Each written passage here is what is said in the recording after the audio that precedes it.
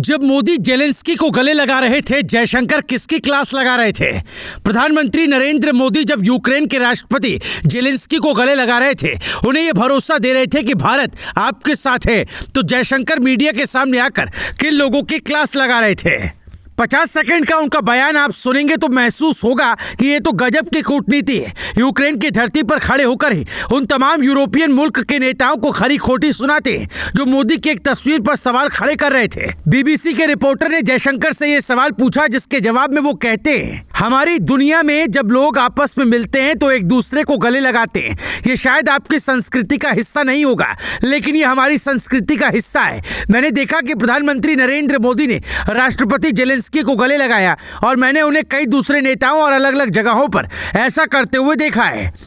मुझे लगता है कि हमारे बीच इन शिष्टाचार मुलाकातों को लेकर हल्की सांस्कृतिक दूरी है। जयशंकर की ये बात उन लोगों को भी चुभ सकती है जो ये कह रहे थे कि मोदी ने पुतिन को गले क्यों लगाया, और ऐसा कहने वालों में यूक्रेन के राष्ट्रपति जेलेंस्की भी थे, जिन्हें मोदी से मिलने के बाद ये महसूस हुआ कि भारत की संस्कृति काफी अनोखी और शानदार है।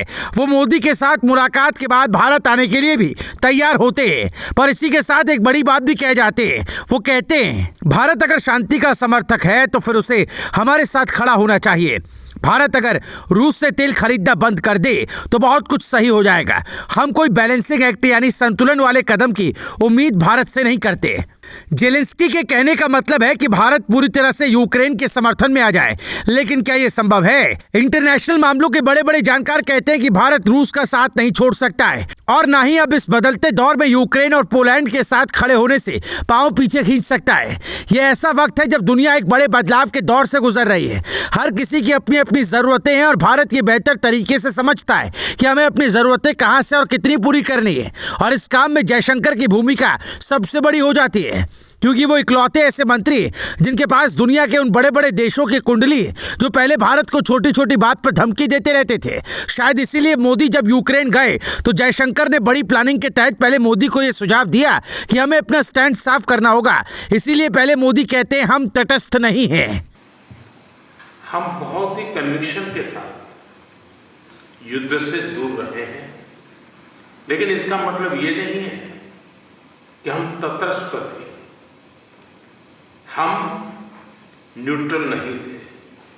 हम पहले दिन से ही पक्षकार रहे हैं, और हमारा पक्ष है शांति का। उसके बाद जयशंकर कहते हैं, मोदी ने पुतिन को गले लगाया तो वो हमारी संस्कृति का हिस्सा है।